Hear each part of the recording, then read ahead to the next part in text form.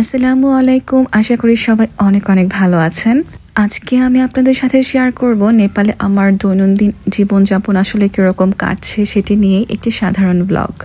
Already আমি আপনাদের সাথে শেয়ার করেছি নেপাল আসলে প্রাকৃতিক দিক দিয়ে কতটা সুন্দর। আমি প্রতিনিয়ত আসলে মুগ্ধ তাদের স্নিগ্ধতা এবং তাদের দূষণবিহীন প্রাকৃতিক সৌন্দর্যে। তো যাই হোক, ঘুম থেকে উঠে আমি প্রথমে রাতের বেলা যে ভিজিয়ে রাখা গ্লাসে 1 গ্লাস পানিতে 1 চামচ চিয়া সিড, সেটি আমি খালি পেটে খেয়ে নেই। আর এরপর আমাকে রমাদি নিতে আসে। তো আমি রমাদি সহ আমরা ইয়োগা করার জন্য ইয়োগা সেন্টারে যাই। আমি আসলে খুবই গ্রেটফুল উষাদির জন্য। উনি একজন ইয়োগা ইনস্ট্রাক্টর এবং আমার দিদি, উনি এত টেক কেয়ার করে আমাকে, মানে অসম্ভব ভালো। আর ওনার সাথে কিন্তু আমার পরিচয় লিমার মাধ্যমে। আমি লিমার প্রতিও আসলে অনেক গ্রেটফুল যে এত সুন্দর এত ভালো একটা মানুষের সাথে আমার পরিচয় করিয়ে দেওয়ার জন্য। আর এখানে আসার জন্য কিন্তু 4:45 ভোরবেলা বাসা থেকে বের হতে হয়। সো তখন অনেক ডার্ক থাকে, চারপাশটা অনেক অন্ধকার। এই জন্য আমাকে রমাদি নিয়ে আসে সাথে করে। আর রামা দিদি উষা দিদির ফ্রেন্ড। সো এখানে একজনের থেকে আরেকজনের সাথে আমাদের ভালোই একটা বন্ডিং তৈরি হয়ে গিয়েছে এবং এখানে অনেক মানুষ দেখতে পাচ্ছেন। এবং আজকে খাওয়া দাওয়া, কারণ এখানে একজন দিদির বার্থডে ছিল, সেই উপলক্ষে এই খাওয়া দাওয়ার আয়োজন। অনেক মজার মজার টেস্টি ব্রেকফাস্ট। আর সবাই আমাকে এতটা আদর করে কারণ আমি বাংলাদেশ থেকে গিয়েছি এবং ওনারা এই জন্য আমাকে রেসপেক্ট, কেয়ার, ভালোবাসা সব কিছু। এবং এটা কিন্তু আসলে ফ্রি, এখানে আমার কোনো ধরনের কোনো ফিজও দিতে হয় না। আর এখানে আজকে যে এই খাওয়া দাওয়ার আয়োজন, এটা প্রায়ই ওনারা এরকম করে থাকে।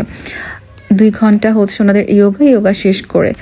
সো জিনিসটা আসলে খুবই হেলদি, কারণ একসাথে সবাই যখন বসে খাওয়া দাওয়া করে একটা গল্প হয়, সবার মধ্যে একটা কমিউনিকেশন গাঢ় হয়। তো ইয়োগা শেষ করে চলে আসি অফিসে এবং এটি প্রায় 5 থেকে 10 মিনিটের একটা ওয়াকিং ডিস্টেন্স। আমার বেশ ভালোই লাগে, ভোরবেলা একটা স্নিগ্ধ হাওয়া থাকে, তো সেটা উপভোগ করতে করতে চলে আসি। তো বাসায় এসে ফ্রেশ টেশ হয়ে রেডি হয়ে অফিসে চলে যায়, কারণ আজকে ছিল অফিসে মান্থলি মিটিং।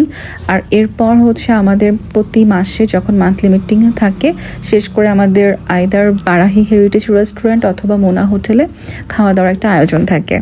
আর এইবারও সেটার ব্যতিক্রম নয়, এবার ছিল মোনা হোটেলে সিম্পল। আর এরপর আমরা আবার অফিসে চলে আসি এবং অফিসেও আজকে একটা আয়োজন ছিল খাজা মানে নাস্তা। সেটি আজকে শ্রাবণ মাসের 15 তারিখ এবং এই উপলক্ষে পুরো নেপালে তারা ক্ষীর খায়, কারণ এই ক্ষীরটা ধান থেকে যে চাল, সেই চাল দিয়ে বানানো হয়। আর এটা দিয়ে তারা গ্র্যাটিটিউড শো করে ফার্মারদের প্রতি, যে তারা এত পরিশ্রম করে তারা যে ধান চাষ করে। তো এটা আমার অফিসের কলিগ সবাই এটা খাচ্ছে। তো এটার সাথে ছিল আলু এবং আজকে জানতে পারি যে আমাদের সব কলিগরা মিলে ফুটবল খেলবে। সো এটা আসলে মানে আমার কাছে একদমই নিউ, কারণ সে ছোটোবেলায় আমরা খেলতাম বাস্কেটবল, হ্যান্ডবল, ভলিবল, কিন্তু তাও প্রায় 20 বছর আগে। এর মাঝে আসলে আর খেলা হয়নি ব্যাডমিন্টন ছাড়া। তো বাট ভীষণ এক্সাইটেড, কারণ সবাই বললো কেউই খেলা পারে না, সবাই জাস্ট পার্টিসিপেট করবে, এইটাই বড়, মানে খেলায় পার্টিসিপেট করাটাই মুখ্য। সো যাই হোক, তারা খুব সাহস দিল যে তারা কেউই খেলবে না, হাত দিয়ে খেলুক, পা দিয়ে খেলুক, মাথা দিয়ে খেলুক, কোনো সমস্যা নাই। সো আমরা সাহস পেয়ে চলে আসি। এবং নেপালে আসার পর আমি বাইকে একটু ইউজ টু হয়েছি। আগে আমার ভীষণ ভয় লাগতো বাইকে চড়তে, কারণ যাই হোক, সো আমরা বাইকে করে চলে আসি। এবং এখানে মেয়ে ছেলে সবাই অনেক ভালো বাইকার, আমার ফিমেল কলিগরা অনেক ভালো বাইকার। তো যাই হোক, দেখতে পাচ্ছেন এখানের ফুটবল গ্রাউন্ডটা। আমরা আসার আগে দেখি যে বেশ কিছু ছেলে পেলে অলরেডি খেলছে। তো এরপরে আমরা ভিতরে ঢুকি এবং একটু জাস্ট ওয়ার্ম আপের জন্য স্যার আমাকে বলে যে ঠিক আছে, উনিও গোল কিপার হবে, আমাকে বলো জাস্ট ট্রাই করতে। তো আমি ট্রাই করে 4টার মধ্যে আমি 3টা গোলই দিতে পারি। আমি নিজেও অবাক, এটা একদমই মানে বলতে গেলে আমি ফার্স্ট ট্রাই করতেছে এরকম। তো যাই হোক, আর স্যারও পরে ট্রাই করে। স্যার 3টার মধ্যে 2টা মিস করে। তো আমার কাছে ভীষণ ভালো লাগলো, কারণ আমি ভালোই ঠেকাতে পারছি। তো আমার নিজের এখন ভিডিও দেখে নিজেরই আসলে অনেক মানে মজা লাগতেছে। তো যাই হোক, এরপর আমরা একটু ওয়ার্ম আপ করে নেই এবং ওয়ার্ম আপ করার পর আমরা দুইটি গ্রুপে ডিভাইড হয়ে যায়। আর এখানে হচ্ছে স্যার, আমাদের যে ইডি স্যার, ওনার একটা টিম, আর এটা হচ্ছে কেশবজির। আর কেশবজি হচ্ছে একদম বলতে গেলে প্রফেশনাল প্লেয়ার, সে রেগুলার হচ্ছে খেলে। তো তার টিমে হচ্ছে হাফ, আর আমরা হচ্ছে স্যারের টিমে হাফ। আমি ছিলাম স্যারের টিমে। তো এটা জাস্ট আমাদেরকে বললো যেটা আসলে শুধু পার্টিসিপেট করে, এখানে কোনো খেলা জেতা হারা কিছু না। তো আমরা খুব ভালোভাবেই হচ্ছে শুরু করি। অনেক বছর পর আমি হচ্ছে এরকম ফিজিক্যাল কোনো অ্যাক্টিভিটিতে হচ্ছে আর কি বলবো সম্পৃক্ত হলাম।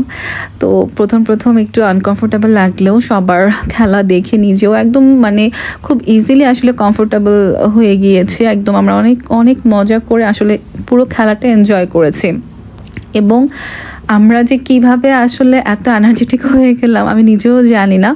সবাই সারাদিন কিন্তু অফিস মিটিং শেষ করে 4টা বাজে হচ্ছে আমরা খেলতে আসছি। দেন 4টা থেকে একদম টানা 5টা পর্যন্ত 1 ঘন্টা হচ্ছে আমরা খেলি।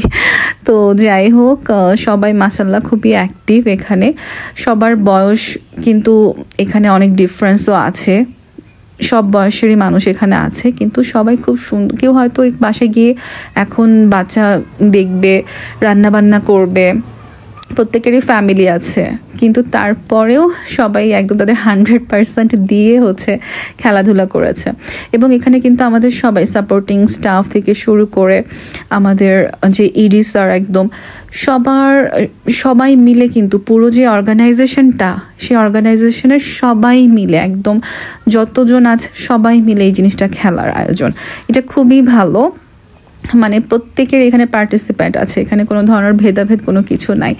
তো আমার কাছে অনেক ভালো লেগেছে এবং সবাই আসলে খেলতে খেলতে অনেক টায়ার্ড। তো যাই হোক, আমরা হচ্ছে 4-6 না 4-7 গোলে হচ্ছে এখানে হার জিত হয়।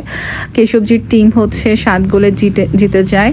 তো তাকে হচ্ছে আমরা অভিনন্দন জানাই তার টিমকে। আর খেলা শেষে আমি আর লিমা হচ্ছে একটু জাস্ট ফুটবল একটু নাড়াচাড়া করি, কারণ পুরো খেলার সময় কিন্তু কেউ আসলে কাউকে ভিডিও করতে পারে নাই। আমি জাস্ট একটু ব্রেকে যতটুকু পেরেছি। তো এরপরে হচ্ছে আমাদের টাইম ওভার, আর পরে আরও 2টো টিম আসে, তারা যার মতো করে 2 ভাগে ভাগ হয়ে জাস্ট প্র্যাকটিস করছিল, হয়তো পরে তাদের কোনো ম্যাচ আছে। আর এরপরে যে দিনাজি, কি সুন্দর ফিমেল বাইকার, কেশবজিকে নিয়ে চলে যাচ্ছে। কেশবজি নিজেও একজন অনেক ভালো বাইকার, ও সেই একদম ডেঞ্জারাস একদম পাহাড়ের চিকন পাহাড় দিয়ে তারা হচ্ছে বাইক নিয়ে হিল টপ এরিয়াতে চলে যায়। তো আমাদের স্যারও চলে যাচ্ছে লক্ষ্মীজিকে ড্রপ করে দিবে, ওনার একই জায়গায় বাসা লিমা। তো যাই হোক, তারপর আমরা হচ্ছে আমি আর লিমাও বাইকে করে অন্য 2জন কলিগের সাথে করে চলে আসি। এবং আমরা 2জনই আসলে খুব খুশি, এবং আমরা প্রতিনিয়তই আসলে অবাক হই যে নেপালিরা কতটা অ্যাক্টিভ এবং কতটা আসলে ওদের মধ্যে ডিপ্রেশনটা নাই। আমাদের দেশে আমাদের জাস্ট ওয়ার্ক,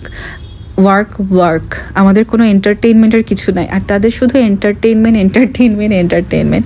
সো জলি। তো অনেক কিছুই শিখলাম, অনেক কিছুই শিখতেছে প্রতিদিন নেপাল থেকে। আলহামদুলিল্লাহ, সবাই খুব ভালো থাকবেন, আমার জন্য দোয়া করবেন। আল্লাহ হাফেজ।